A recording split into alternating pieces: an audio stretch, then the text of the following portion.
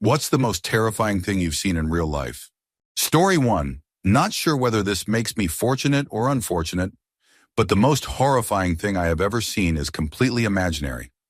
I was diagnosed as a paranoid schizophrenic at the age of 14, although I first started showing early signs at the age of 7. I hallucinate constantly, both visually and audibly, and the actions of my visual hallucinations can cause me pain. I would assume they can cause pleasant feelings from touch as well, but I have yet to experience that. The entire manifestation of my illness seems to be attempting to make me as miserable as possible, and it is almost like another entity in my head. That being said, most of my visual hallucinations are human-like figures, entirely black and lacking any real defining features. They do not resemble anyone I know, as far as I can tell. They do, however, seem to enjoy making me as uncomfortable as possible by just leering endlessly. They are always there, usually just watching me. It feels like I am being criticized constantly for every movement, every action. It has made me incredibly self-conscious over the years. Anyway, I was sitting in my room at the age of 15. It was late at night, and my family had been asleep for hours. Suddenly, I heard a loud thud behind me. I had been hallucinating for a couple of years at this point and did not think anything of it, assuming it was another fake bump in the night. Then I felt a hand over my mouth and a swift, sharp, agonizing pain in my ribs. Still to this day, I consider it the most painful thing I have ever felt. The feeling of the hand left my face and my head collapsed onto my laptop. I grabbed my side, which felt warm and wet. I saw a shadow slip out my bedroom door as my vision became blurry and the room started to spin, and for a full 20 minutes, I could not move. I was in too much pain. My body was going into shock, and I managed to peek down at my side, and it appeared I was bleeding heavily. I could feel the blood running down my body and hear it dripping onto the carpet. My mind was racing with thoughts of my family being murdered. I heard my dogs barking wildly, unable to get to the intruder, as we had installed a door at the end of the hallway to the back of the house so the cats could have some peace from them. My heart pounded louder than I could deal with. I heard screaming of how much of a failure I was, how I was a complete idiot, that it was all my fault that my family had been killed. Tears rolled down my face, and finally, I let out a scream of some sort. A few moments later, my sister opened my door, turned on the light, and the nightmare vanished. The pain in my ribs dulled significantly, but still burned. I lifted my head from my keyboard, and the pool of blood below me was gone. I pulled my hands from my side, and they were suddenly clean and dry. My sister looked at me with a worried expression, asking what was wrong, wondering why I was bawling and screaming at 2 a.m. I sobbed even harder, and all I could offer as an explanation was, "I am just insane." That was the night I realized I would have to deal with this for the rest of my life, that I would experience traumas and stresses that never existed for the rest of my life, that I would question the motive and intention of every single person, relative or stranger, for the rest of my life. But hey, at least in the end, most of my fears and worries end up being made up. Story 2. When I was younger, I kicked a ball over the fence of my father's friend's house and naturally stepped on the fence and poked my head over to see how far it had gone. I saw a man a decent distance away in the backyard, so I called out asking if he could pass my ball back over, but he was not responding, so I asked my sister if I was seeing it right. She looked and thought it was a scarecrow. I went to tell my father and his friend, and they looked at it and called out, but still nothing. They jumped the fence to check it out, and it turned out I was calling out to a man who had hung himself to pass my ball back over. A few police officers came, and that is about all there is to the story. It was not really scary, just creepy. I was pretty young, but it did not really get to me or anything. I do remember it pretty clearly, though. Story 3. A hand grenade flying through the passenger side window of my Humvee. I was already on edge to begin with, and that was definitely the most terrifying thing I had ever experienced. The second most terrifying thing was the aftermath of that grenade. I lost a hand, broke both legs, and was missing part of my foot. Guess what? I did not lose consciousness. After seeing my hand missing and my feet and legs pretty much mangled, I definitely struggled to stay with it. I remember how either my brain or body or something made me feel like dying was acceptable. It was kind of a dreamy, peaceful feeling. That scared me. Story 4. I worked as a healthcare security officer in a rather large locked psychiatric ward. One day I was leaving dispatch and happened to catch on our old black and white monitor a man sitting in the middle of the main floor. Something struck me as wrong. Suddenly I saw a black puddle beginning to form under the man. I ran up to the unit, and there sat a man in a puddle of blood. I called for backup, but he stood up and ran at me. I fought this man for about 5 minutes, both of us covered in blood. His eyes were dead, like those of a shark. It turned out he had sat on the floor and ripped out the stitches the emergency room had put in after a suicide attempt. Story 5. My friend had an aneurysm while taking a leak. He had just smoked marijuana, and his wife ran to my house next door to get my and my other friend's help. She refused to call the police because the house smelled like marijuana. I found him with his pants down on the bathroom floor and screamed at her that she needed to call 911 immediately. So my friend and I dragged him out of the bathroom, shoved some ice down his pants, and I began CPR. First responders in order: emergency medical technicians, police, and fire department. He would not wake up, but he still had a pulse. I was hopeful. I found out a little later it was an aneurysm and that he was brain dead when I was giving him CPR. And for months after, his wife kept him on life support and prayed and prayed. They finally took him off, but I heard third or fourth hand because I had transferred to university elsewhere. Halloween night, 2004. Story 6. When I was 17, I still lived at my mother's house. We were in a middle-class neighborhood, so it was not necessarily a bad area for the most part. I was taking out the garbage one night as the sun had just gone down. I walked the first garbage can out, and these two men were arguing across the street. I walked back and got the second one, and when I turned around, one of the men lifted a gun and shot the other in the head at point-blank range. The man with the gun stared directly at me, then turned and fled. I was surprisingly calm about it until I was on the phone with the police. Then suddenly I started freaking out and panicking. As far as I know, they never caught the man. Story 7. Mine was not so much seeing something as it was experiencing something. When I was 11, my father took his own life, and I had absolutely no way of properly handling the situation. When I was told the news, I did not even react.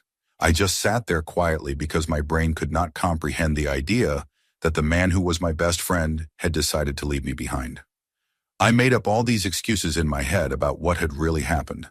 The most realistic being that he had faked his own death and was just trying to get away from everything. Even his funeral did not mean too much to me, as he was cremated, so it fit into my story of him still being alive. It took me about 3 to 4 years to really understand everything, meaning that it finally clicked in my head. I started to notice all the strange details I had not realized when I was younger. Things like the time I came downstairs and found him sobbing for no reason, or the looks of devastation he would have on his face from time to time, despite our family having fun at an amusement park. His note topped it off, as I was not told that he had written one until around that time. He talked about how my sister and I were his world, and that he wished he could stay around and see us grow up, but the world was just too much for him. I learned that he had been extremely bipolar, and that was why he would have those fits of rage followed by sadness I had just deemed part of his personality. I ended up becoming extremely fearful that I would end up like he did, and am honestly still scared every time I get angry or sad. It was not something immediate or something you could see and quickly look away from. It was a realization that my best friend had been so mentally ill that he could not stand to keep himself alive. And that is the scariest thing I could ever possibly imagine. Story 8. I came from seeing a movie at the mall with my 2 teenage sons. We had arrived separately and parked our cars in different sections of the lot. After leaving the movie, I was driving up a ramp and saw, out of the corner of my eye, my son's car with the front end smashed in and smoke coming from the front. I quickly made a U-turn, and as I drove toward them, I could see my older son, the 17-year-old driver, standing outside the passenger door with my younger son, his 14-year-old brother, in his arms. The passenger airbag had deployed, so the 14-year-old had a nasty scrape on his face from it, but thankfully they were both okay. I hope I never feel fear like that again, ever. Story 9. I was taking my dog, a yellow Labrador, for a walk with my father when I was maybe 8 years old. We had just started to head back to the house, and about halfway there, a bear appeared in the middle of the street. The bear was standing on its hind legs, about 12 feet tall, looking angry as could be. My father put me behind his back upon noticing the cub on the side of the road, because he knew this bear was not going to back off if it thought its cub was in danger. The next thing I knew, my dog charged at the bear full speed and tackled it down the hill off the side of the road. My father and I both thought that was the end of our dog until about a minute later we saw her strolling up the hill without a scratch on her. She had wrestled a bear all the way down the hill and won, most likely saving both my father's and my life. I truly love that dog. Story 10. Seeing someone get hit by a car. I was maybe around 10 years old and I was being driven to the doctor's office for a checkup when we stopped at a stoplight. There was a man crossing the street to my left who looked down the road and started running across the crosswalk. The next thing I knew, a car drove through the light and slammed into him, launching him straight into the air before he landed on the ground with a loud thud. Looking at him, there was no movement whatsoever. He was just lying there motionless on the road.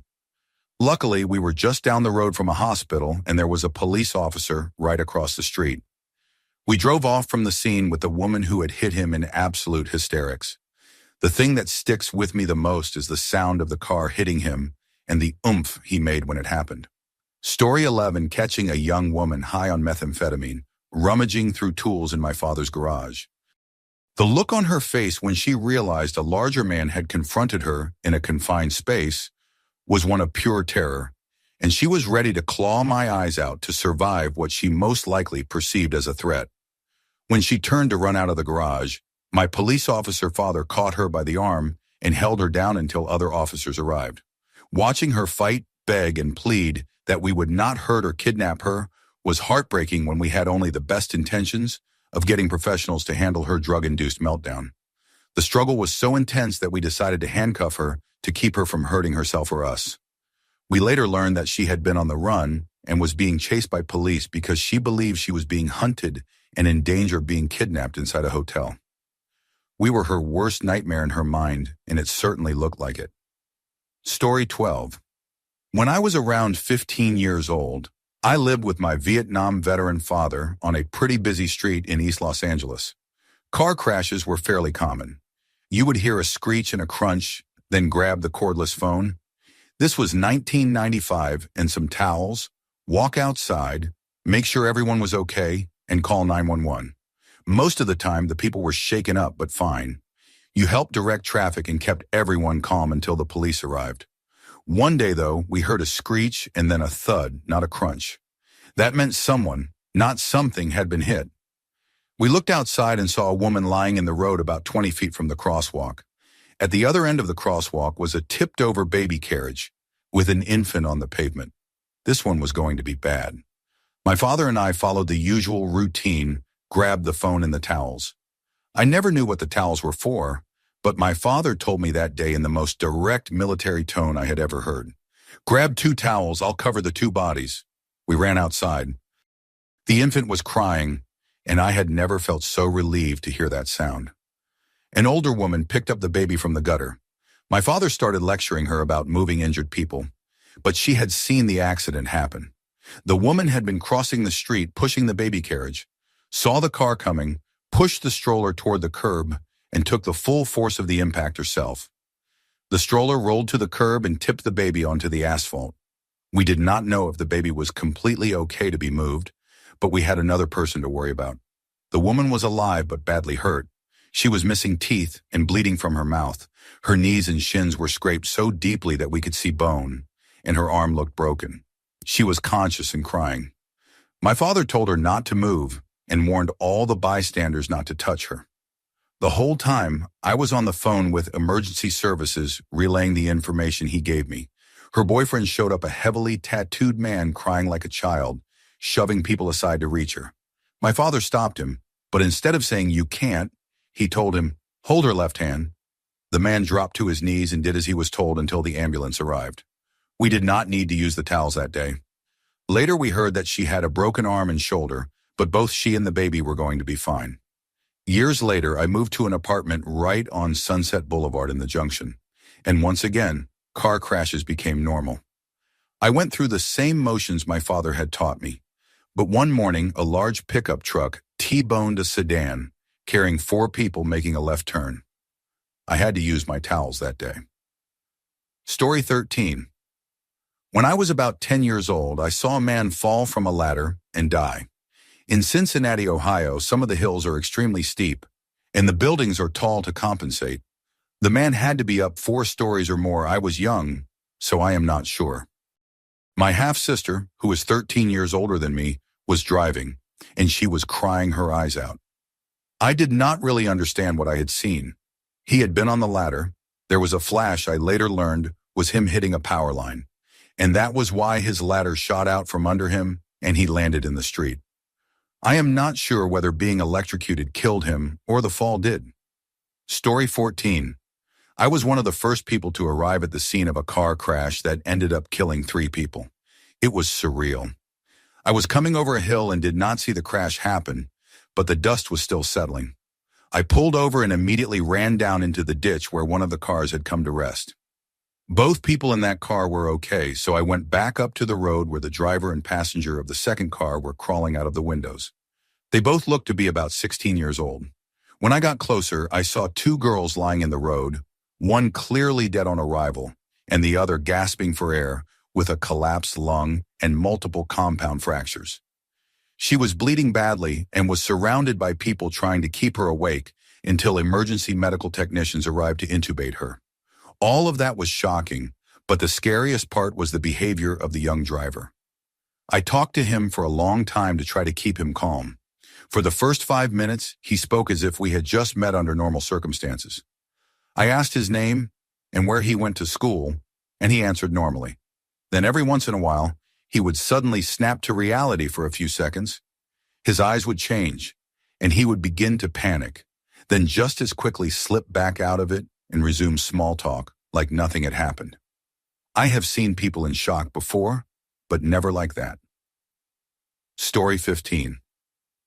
I witnessed a friend die when I was a kid. My friends and I used to play by this creek. My cousin's house backed up to woods, and the creek was about a mile deep behind their home. We played there pretty much every day during the summer. One thing we used to do was swing from one side to the other with a swing we made. One day we were swinging, and one of our buddies, Josh, slipped. It was not uncommon to slip. You usually just fell in the creek, got wet, and went home to change later. This time was different. Josh fell backward and hit his head perfectly on these large rocks by the edge of the creek. The impact was so bad, and he was bleeding heavily. My brother jumped in to make sure he did not drown. I ran back to my aunt's house with one of my cousins and a friend. My brother, other cousin, and another friend stayed back. We got help, but it was too late by that point. It was just a freak accident. We had fallen so many times off that swing, and nothing ever happened. He just fell wrong that day, and it ended his life. I could hear his parents' screams from my aunt's backyard when they got there. It was awful. I still cannot watch movies that involve children dying, and as a father now, I cannot imagine letting your child out to play and then finding out they died. It made me realize that life is short and accidents can happen anywhere, so it actually made me less overprotective with my own kids. That experience changed me as a person. This happened in 1995. For those wondering, that was before cell phones were common. I was 11, and we were all between 11 and 13, so we probably would not have had cell phones, even if they were popular. Having one would not have saved my friend, but that is why we had to run a mile to get any help. Story 16, I worked at a gas station when I was 18. One night at the end of my shift, the overnight employee did not show up. I called my sister to see if she would hang out with me until I could reach someone. Around 4 a.m, an ambulance slowed down right in front of the station. As it stopped at the light, the back doors opened and a man jumped out. One paramedic hopped out of the back, chasing after him. The man ran straight toward the station, looking terrified. He turned left to run again, and we noticed that the back of his head was missing a large chunk, blood running all down him. The medic continued to pursue him through the parking lot next door. We called 911 and explained what happened, but dispatch responded, "Yeah, right." About 20 minutes later, police arrived to take a statement from us. The man had been high and injured, trying to escape. I never found out if they caught him. Story 17. I saw my mother giving my brother CPR on the beach after he broke his neck and almost drowned. He had been in the water for about 4 minutes. Then I watched the helicopter take him away, not knowing if he was dead or alive. He defied the odds and went on to live another 36 productive years as a quadriplegic. I was with him when he died a few years ago. We had some good times. He was body surfing at Rehoboth Beach in 1980 when a major storm or hurricane miles offshore caused the waves to carry farther and break harder on the shore. He was basically pounded into the sand head first. He went on to graduate high school, college, and some law school. Eventually, he went into social work and advocacy. He was able to work until about 40 and lived until 52. He broke the same vertebra as Christopher Reeve, but was able to breathe on his own. Doctors told us not to expect him to live past his 20s. Story 18. I saw a 5-year-old girl fall about 30 feet from a chairlift while skiing. When she landed, I was about 15 feet away. She landed on her stomach. I called ski patrol immediately, but the time it took them to get there felt like an eternity, even though it was probably no more than 5 minutes. I had no medical training other than basic, do not move the injured person. But since her face was directly in the snow, I took my jacket off, held her neck and head still, and had a nearby person slide my jacket under her face. It was shortly after Christmas, so I tried to distract her by asking what she had received from Santa and sang her favorite Christmas song.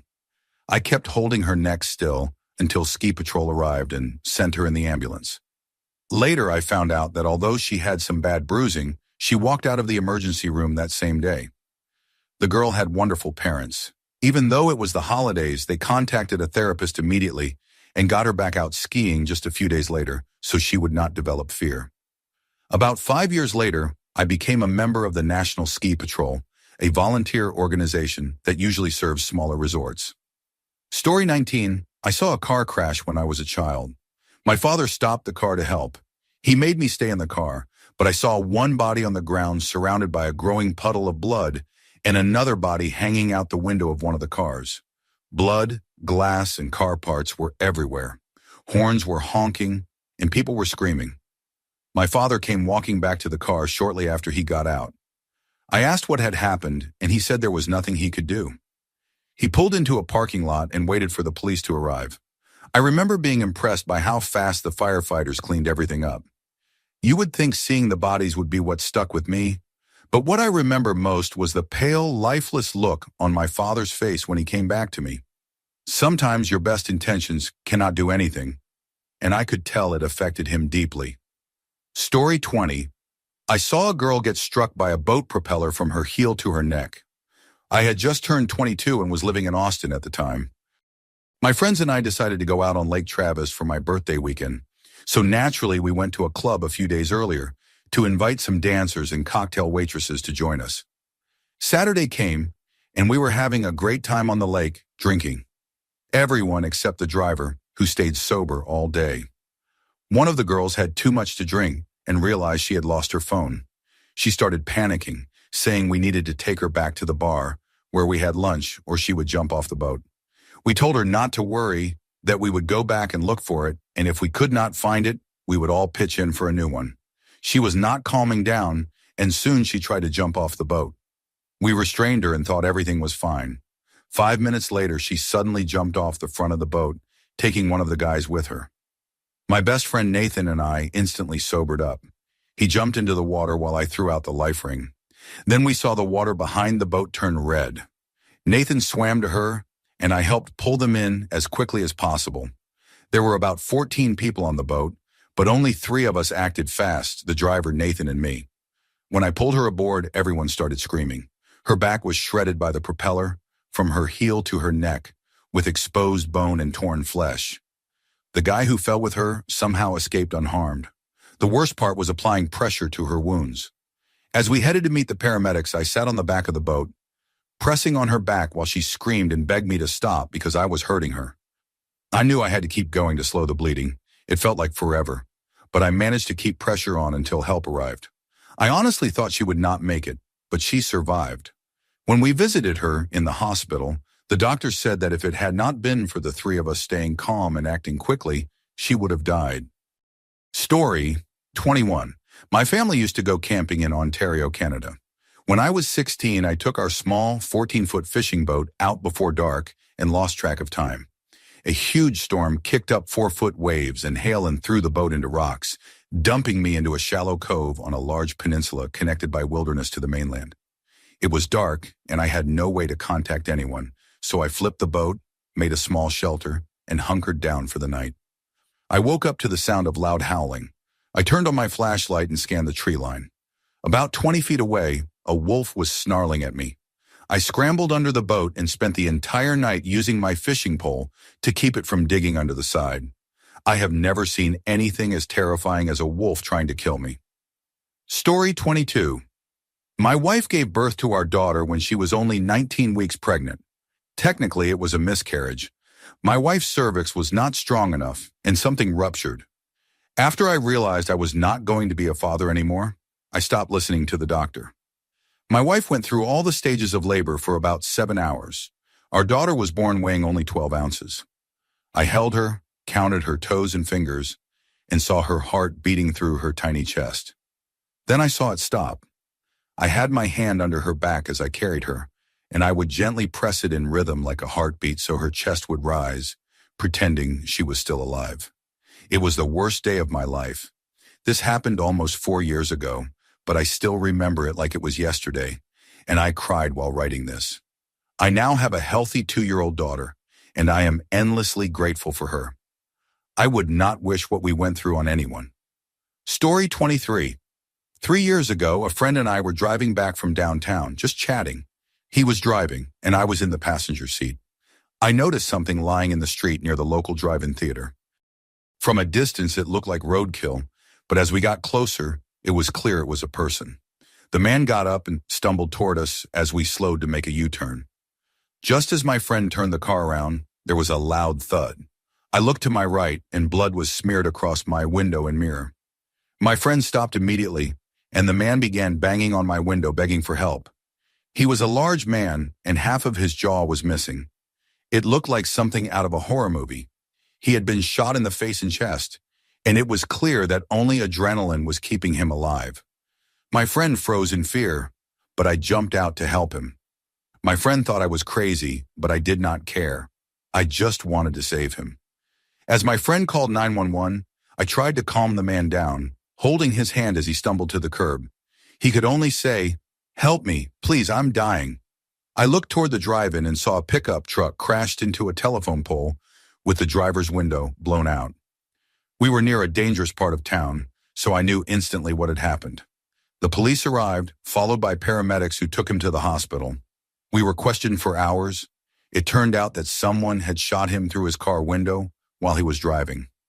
It was not random, he had been targeted. They never discovered a motive, and the shooter was never found. He died from his injuries the next day. I will never forget the look on his face or the sound of his voice as he tried to speak through what was left of his jaw. Story 24. I have been waiting to say this for some time. My father drowning. It happened a couple of summers ago in a local river. We were wading and catching catfish. The water was low, as it gets every summer, so it was easy to cross from one side to the other. Catfish like to stay in the deeper holes when the water is low, and we had to walk around one of those holes to cast into it. We were catching them nonstop for about 2 hours, and then we decided we had enough on our stringers. They were attached to his belt loop and mine. I had a bathing suit on, so I just wore a belt loosely around my waist. My dad had the idea to swim back across the hole instead of walking around to save time. Not his best decision. He was in front of me, and then suddenly he was not. He came back up saying he had dropped his fishing pole. I thought it was no big deal. It was a $60 rod, easily replaceable, but then it clicked. He was wearing jeans and lace-up boots, and I realized my dad was drowning. I went into survival mode, but not for myself, for him. I dropped my pole, undid my belt, and swam to him, about 10 yards away, trying to keep him above water. He was a big man, about 250 pounds, and it was not working. The hole was about 10 feet deep, so I dove under him and pushed his legs upward from the bottom so he could get air. I did this several times, but we were not getting closer to the edge. Then I decided to grab him by the collar and drag him along, and it worked. Within seconds, we reached shallow water. We were both exhausted. Then he told me a hook was in his leg and fishing line was wrapped around him. I felt around and realized it was the stringer with the catfish wrapped around his legs, and the hook was actually a catfish barb stabbing his leg. I untied it and threw the fish away. We finally made it to shore and just broke down crying. We lay there for about an hour. It was the most horrifying experience of my life, though I did not realize it until later. I could not believe how calm I was while watching my father nearly die in front of me. The sounds he made still haunt me, and it was awful seeing him so helpless. He threw up a lot of water afterward. It was the scariest 2 minutes of my life. Story 25. In third grade, my best friend and I were walking home from school. We usually took the path with the crossing guard at the busy street, but the shorter way did not have one. We got to the street, and he ran out first. I hesitated, and suddenly I heard screeching tires. I saw the car hit him so hard that he flew at least 20 feet into the air and landed with a sickening thud about 6 feet from the car. The jacket tied around his waist landed on the hood. The driver got out of the car, fell to his knees, and screamed, "Oh God!" Traffic stopped, and people ran to help him. I snapped out of my frozen state and ran home as fast as I could to tell my mom that Derek had been hit by a car. He survived but was in a coma for 3 months and was never the same afterward. It made him slower, but we stayed close friends. Story 26. When I was about 8 years old, I was visiting one of my father's friends. They did not have kids my age, but they had a huge backyard that stretched up a steep hill, about 500 feet high, full of trees. It felt like a mountain to me. There were trails leading to the top, along with some water tanks and county pump sheds. One day I went exploring and saw a large water tank, about 20 feet tall and 40 feet wide. As I got closer, I saw a person draped over the edge of it. His skin looked greenish blue and he was completely still. I ran back and told the adults, but they did not believe me. The next day, they called my parents to say I had been right. The man had taken his own life on top of the tank. It was terrifying, and I had nightmares about it for a long time. Story 27, I saw the second plane hit the World Trade Center out my 35th floor office window, about half a mile away. The first crash happened behind me, and I did not hear it, but someone called me, and I looked out the window to see smoke and papers floating everywhere. I still thought it was a small plane accident and could not see the hole because it was on the far side of the building. I was wondering if it had been caught on video and was picturing what the crash might have looked like when the second plane hit right in front of me, on the side facing me. It slid in like a coin into a slot, and a moment later, a ball of flame shot out in several directions. A moment after that, my window shook. It looked exactly like what I had been picturing in my head, and for about 10 seconds, my mind could not process that what I was seeing was real. It was not until someone ran into my office asking what had happened, and I heard myself explain it, that I fully grasped it. I walked down 35 flights of stairs, walked miles home to Brooklyn, watched the second tower fall on television, then found my wife and toddler daughter at her gym class, and immersed myself in her world where none of it had happened. Story 28. I watched a man die after a police officer shot him in the head.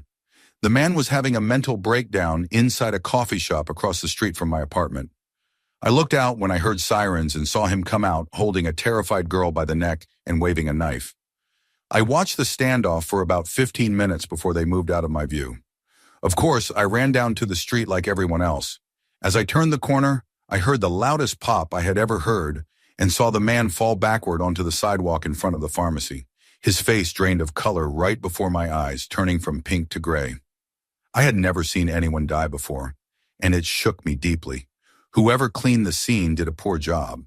There were still spots of blood and brain matter on the pharmacy door, and I thought about him every single time I walked by afterward. Story 29. I worked as a patient advocate at a hospital for about 9 months. My job was to ensure patients were satisfied with how they were treated, collect compliments and complaints, and check on everyone in the emergency room. We were also required to respond to all code calls because we were responsible for comforting the family members when things went wrong. We were essentially grief counselors on the front line, which was tough to do with only a bachelor's degree in psychology. I saw a lot of people die, but one of my first nights is something I will never forget. A man in his late 40s or early 50s was rushed in. He had cancer and was suffering from some kind of organ failure or cardiac distress. He was frantic, flailing on the stretcher, making loud groaning sounds. His eyes were wide open, darting around the room in panic. He looked right at me, and I saw his fear. It was terrifying. The nurses and doctors were trying to calm him down, calling his name, telling him to stay still, but he kept thrashing and making those awful sounds. Then he suddenly went quiet, lost consciousness, and at the same moment, he evacuated his bowels, a common occurrence, I later learned. The team started using the paddles on him, shouting, "Clear!" between the sounds of beeping machines. I could not believe I was witnessing it. Then his daughter burst through the curtains, and it hit me that it was my job to console her. I somehow got her to follow me to the quiet room, but she was inconsolable. I could not shake that eerie feeling for days. Even now, 5 years later, I still feel dizzy thinking about it. Story 30, I was 19 when I woke up in unbearable pain at 2 in the morning. My boyfriend at the time drove me to the hospital about 15 minutes away. I could barely breathe, lighting one cigarette with the other just to stay calm. It felt like someone was stabbing me in the left side with a butcher knife. My boyfriend started panicking, thinking I was having a heart attack, and he stopped caring about speed limits. About a mile from the hospital, a police officer was parked at a well-known speed trap. My boyfriend panicked even more when he saw the flashing lights behind us. He thought I was dying and decided to make it to the hospital no matter what. The hospital sat on a hill, and the road split at the bottom right to the hospital, left to the highway. By the time we got there, 3 police cars were behind us. One clipped the back of our car, and we stopped. I was furious at my boyfriend, but also grateful that he had gotten us that far. Then I heard my door open and turned to see a police officer pointing his gun directly at my forehead. I was holding my side and gasping for air, crying and begging for help. They kept yelling at me while I thought I would die, either from my body giving out or from a bullet. My boyfriend tried to explain, but they slammed him against the car and arrested him on 7 charges. One officer grabbed my arm, dragged me up the hill toward the hospital, and left bruises on me. I was later diagnosed with a pulmonary embolism, which can be fatal. In court, the officer claimed I didn't look sick. The judge ruled it a life or death situation and dismissed all charges except one. Story 31. My parents took me in as a foster child when I was 4 and adopted me a couple of years later. They kept fostering kids throughout my childhood, around 70 in total. As you can imagine, that came with both good and bad experiences. The most terrifying one happened when I was 13. A 17-year-old boy named Jack moved in. Every morning, he woke me up by punching me and laughing. He was smart enough to avoid leaving marks, and he told me that if I ever told anyone, he would kill me. After a few months, he ran away, and I felt nothing but relief. A couple of weeks later, I went outside at night to take out the trash and saw my dad's motorcycle parked behind the garage, which made no sense because it had snowed that day. I told my dad, and things spiraled fast. The cops came, found the freezer in the garage empty, and discovered that Jack had been staying 6 blocks away. They found meat wrapping from our freezer in his trash, but Jack was long gone. Months later, my mom and I were watching the news when a story came on about a group of guys who broke into an old man's house an hour away. They tied him up and robbed him, and after the others left, one of them stayed behind and beat the man to death. Then Jack's picture came up, arrested for murder. I still do not know when I felt more scared, when he lived with us, or when I realized later that he really could have killed me. Story 32. A man I considered a friend tried to take his own life in front of me. He had the entire day planned. He asked me to drive him up to the mountains and had me stop to buy a disposable camera. We stopped at one waterfall, then another, this one about 80 feet high. He asked me to take his dog down below and snap a picture of him. Right after I took the photo, he jumped. The waterfall was mostly dry, with a small pool at the bottom, no bigger than a coffin, in a ledge about 20 feet down. I ran to him, thinking he was dead, and tried calling 911, but there was no signal. Somehow the call still went through, and all the operator heard was, "Friend," off cliff, before my phone died. The emergency team did some incredible detective work to find us. The call had bounced off a tower in a different state. It took hours for them to arrive, and by the time they did, the son was almost gone. He was airlifted to a hospital far away and stayed there for more than a month. He had broken all his ribs, punctured both lungs, torn his liver, broken his pelvis, cracked his skull, and had part of his wrist bone sticking through his skin. But he lived. He was the one who had gotten me hooked on meth, and I had been awake for several days when it happened. My mind was already unstable, and by the time the police found us, I was nearly out of my head completely. Story 33, I was playing with a friend outside the apartments where we lived. The parking lot entrance was on the far side of the complex, at about 300 yards away. My friend's father got on his motorcycle to go somewhere. As he rode past, he gave a quick beep beep on the horn. He went maybe another 50 feet before being hit head-on by an oncoming car. His body folded underneath the car as it skidded to a stop right in front of us. I remember seeing his brains. He was wearing a helmet, but it was ground down as the car dragged him down the road. I can still see that flashbulb moment, the smooth surface of the shredded helmet, and how little blood there was at first. Later I learned that the lack of blood meant he had died almost instantly, or that his heart had stopped by the time the car came to rest. There was blood later, but it never gushed. I went back to that spot later that day and saw a puddle of blood beside the road, covered in green, metallic-looking flies. I was 9 years old. I do not remember my friend's or his father's name, but I remember the motorcycle, a black and red Honda CB Hawk, and the car, a 1974 Ford Country Squire station wagon, the same as ours. I was more disturbed by the flies than the crash itself. The way they fed on human blood was somehow the most shocking part. I think I was in shock because I barely reacted at the time, other than being frozen by the sound of the screeching tires. Story 34. My boyfriend of 7 years sat up in bed and said, "I think I'm having a seizure," before collapsing into violent convulsions. I tried to hold him upright, but then he started gurgling, and I realized he was vomiting but could not open his mouth. I had never seen a seizure before, and it hit me that he could not open his jaw. I tried to pry it open for what felt like minutes as he continued to choke. Then suddenly his jaw relaxed and he projectile vomited. For a second I felt relief until I realized he was unconscious, and then that he was not breathing. I grabbed the phone and called 911. I barely remember the first part of the call, but I vividly remember the exact second it hit me that he was dying. One moment I was thinking, he's having a seizure, and the next I was screaming into the phone, "He's not breathing," while the operator calmly guided me through chest compressions. Emergency services got a pulse back, and he was taken to the intensive care unit, where he spent days in a coma on life support. The tests showed no brain activity. He was completely brain dead. I held his hand when they removed the life support, and for a few minutes his body stayed alive before turning green as the tissue began to die. I bolted from the room. It has been almost 4 years now, and I am finally happy again, in love again. But the months after his death were just as terrifying as the moment he died. I would not say I was suicidal, but there was a time when I would have welcomed death. Story 35, I was on a father-son campout with my church as a kid, sometime in the late 1970s or early 1980s, in a forest in northern Arizona.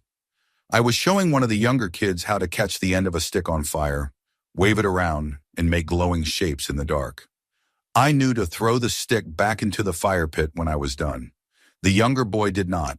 When his dad called him, he tossed the burning stick back into the woods.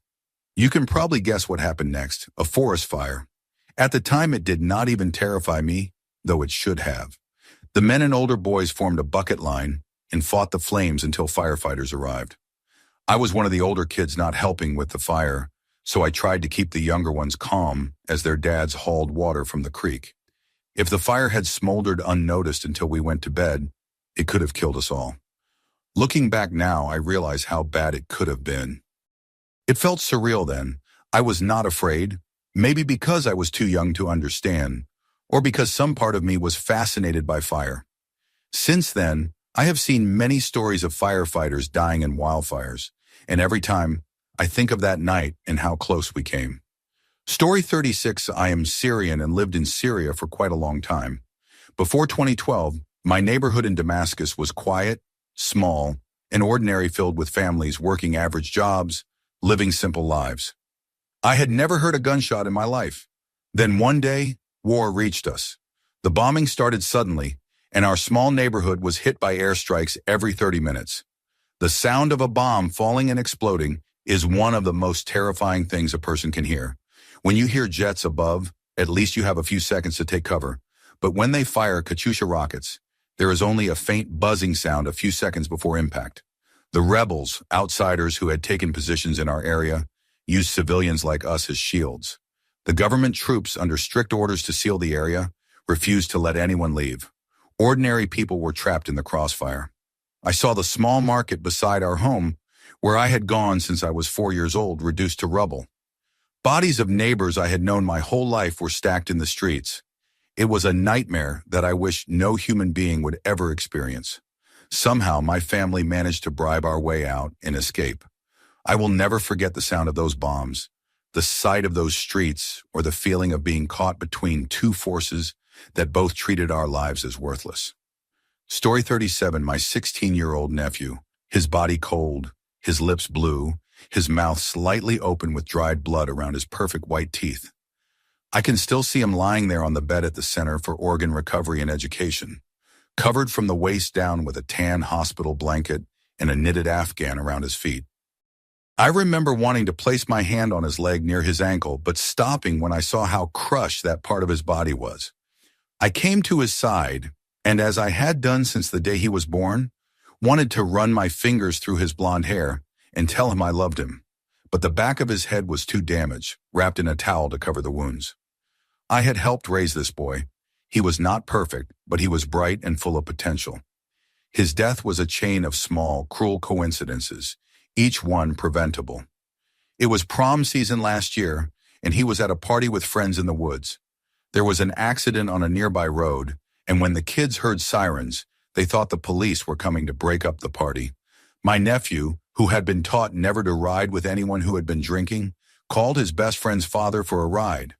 The man drove toward them but was blocked by the accident and had to circle around to the other side of the road. My nephew and his best friend started walking down the road to meet him, their backs to oncoming traffic. That was when the best friend's older brother, high and drunk, got behind the wheel of his Jeep Wrangler with 6 other passengers. Around a soft turn leading slightly downhill, the Jeep drifted off the road by about a foot. That was all it took. He hit my nephew and killed him instantly. My nephew died cold, wet, and alone in the middle of the night, surrounded by terrified, intoxicated teenagers. The thought of how close he was to making it home, how many chances fate had to spare him, still breaks me every single day. Story 38. About a year ago, I was home alone with my sister, who had to stay home from school because she had strep throat. My mom was with her boyfriend and wasn't expected back until around midnight. I had no college classes that day, so it was just the two of us. Around 9:30, someone knocked on the door, claiming to have pizza for us. I told the guy he must have the wrong address since we hadn't ordered anything. He seemed to leave, and I didn't think much of it until about 5 minutes later when my sister said she saw someone walking along the side of the house from her upstairs window. We had security cameras around the property because of some local vandals, but none covered that side because of tall, thick bushes. I went outside to check the backyard and saw nothing. 2 minutes later, I looked through the screen door and saw our shed door wide open. I panicked, grabbed my 12 gauge, and locked every door. I didn't go outside. I called the police instead. When they arrived and searched the yard, they found the same man crouching in the back of the shed, holding a large Bowie knife. He had a history of armed robberies and had stabbed someone in a fight years before. That night still makes me shiver when I hear a knock after dark. Story 39. 2 years ago, on October 31st, at around 3 in the morning, my wife and I were asleep at my in-laws' house when the loudest thud woke us up. I heard my mother-in-law screaming my father-in-law's name while rushing toward the bathroom. My wife jumped over me and ran, and I followed right behind her. When we opened the bathroom door, he was on the floor, face up, staring blankly and struggling to breathe. My mother-in-law was shouting his name. My wife was crying and yelling, "Dad!" And I panicked, telling my wife to call 911 while I tried chest compressions. I had no medical training, but I followed the dispatcher's instructions. Nothing worked. The ambulance arrived 9 minutes later and took over. They used the defibrillator, tried everything, but he didn't make it. He had a heart attack at 53 years old. The blank look in his eyes, the gurgling sounds, and the helpless cries from my wife and mother-in-law haunt me. I still feel like I failed him since I was the first one there trying to save him. He had diabetes, high blood pressure, and high cholesterol, but never took care of himself. Still smoked, drank, and ate whatever he wanted. Please take care of your health. I'll never forget that night. Story 40. When I was about 8 or 9, I used to stay with my dad one weekend a month. I was terrified of the dark and hated sleeping alone, but he made me sleep in the living room without the lights on, sometimes with the television on low volume if I begged. One night, I was lying on the floor in front of the big screen TV while his Jack Russell Terrier slept curled up next to me. The doggy door, about 15 feet away, made a soft click when it opened and closed because of the magnets. I heard it click and didn't think much of it until I realized I was petting the dog, and he was right beside me. My whole body froze. I kept staring at the TV, too scared to turn around, until I finally gathered the courage to look toward the doggy door. That's when I saw it, a small, wrinkled head poking through the flap, like a gremlin or some kind of creature, scanning the room. Then its eyes locked on mine. The only light came from the television, flickering across its face. We stared at each other for what felt like minutes, though it was probably only a few seconds. Then it slowly pulled back out of sight, never breaking eye contact. I couldn't see any shadow or movement outside afterward, so I was sure it was just standing there. I stayed awake until sunrise staring at that door, too afraid to move. When daylight finally filled the room, I saw nothing. I never told anyone, because who would believe a kid afraid of the dark? Years later, my dad said a bat had gotten into the house that week, so maybe that's what I saw. But I still remember that face clear as day. Story 41. During marching season last year, we had 3-hour rehearsals every Tuesday night. One of our trumpet players, Ian, was a scrawny, quiet kid with a crazy fast metabolism that kept him rail thin. After a few run-throughs of our show, our band director called a 10-minute water break. Ian and I walked over to a few of our friends and decided to lie down for a bit. When the break ended, everyone got up except Ian. A saxophonist noticed and went to check on him. We joined her, and Ian was completely motionless. His eyes were open, but he wasn't moving or responding. At first, we thought he was having an asthma attack, but he'd never had one and didn't even have asthma. More people started to notice.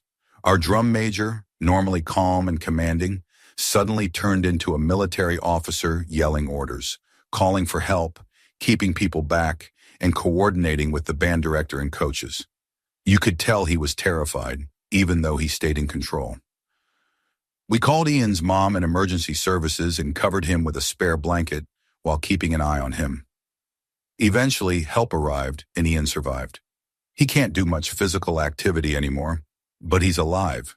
What scared me most was realizing that he was dying right next to us, and none of us even noticed until it was almost too late. Story 42. I work in a psychiatric hospital, and I once cared for a patient unlike anyone I've ever seen before. She was severely psychotic, completely detached from reality, and violently self-destructive. She had been placed in seclusion after attacking a staff member.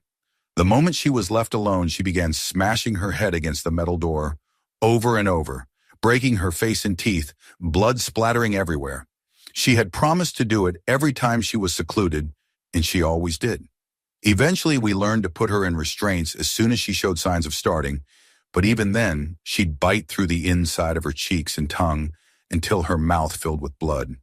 She went to the emergency room nearly every week, but most of her injuries couldn't even be treated because she refused medical care.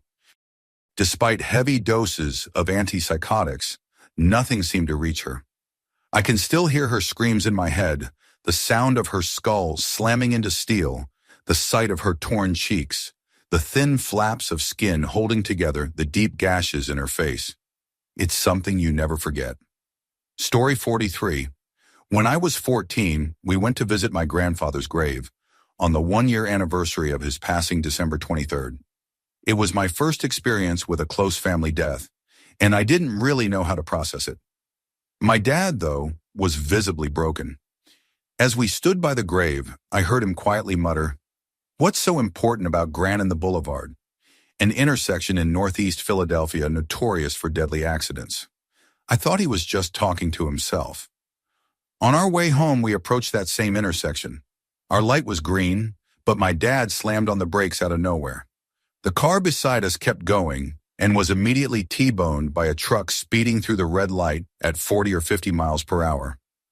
I watched it happen in slow motion, the impact, the shattering glass, and then the driver's window covered in blood like a horrifying painting. My dad pulled over and told me to stay in the truck. I watched him run to the wreck, shouting, "Oh my God!" over and over. Other drivers stopped to help, including the truck driver, who somehow walked away with just a cut on his forehead. Curiosity got the better of me, and I snuck out to look inside the car. The moment I saw what was left of the driver, broken bones, torn flesh, half a skull, it hit me so hard I vomited right there. My dad caught me and scolded me for leaving the truck. Later, after giving statements to the police, I asked him how he knew to stop when the light was green. He said, "I heard Pop say, 'Stop now.'" I don't know how, but I know it was him. I think he was talking to me at the cemetery too. From that moment on, I believed in something beyond this life. Story 44. I don't have anything as heavy as war stories or national tragedies, but camping can be terrifying in its own right. The first accident I didn't witness directly, but the aftermath was brutal. I was skipping rocks by the lake when I heard my dad screaming in pain. I ran back to camp and followed a trail of blood leading to our pop-up camper. He wasn't screaming anymore, but when I got there, he turned around grinning through tears and yelled, "Hey, look at this axe, Jake!" There it was, an axe buried deep in his shin, sticking out like a snapped bone. My dad laughed and cried at the same time, then actually pulled it out himself. My mom had to stitch him up right there at camp. He spent the rest of the trip fishing and drinking on one leg. The second time, we were camping in a cabin. Late at night, I got up to pee by the creek nearby. I unzipped, started doing my business, and then heard heavy breathing and splashing. I looked over and saw a baby bear drinking water. Cute, right? Then I heard a deep growl from across the creek, Mama Bear. She was so close I could have peed on her.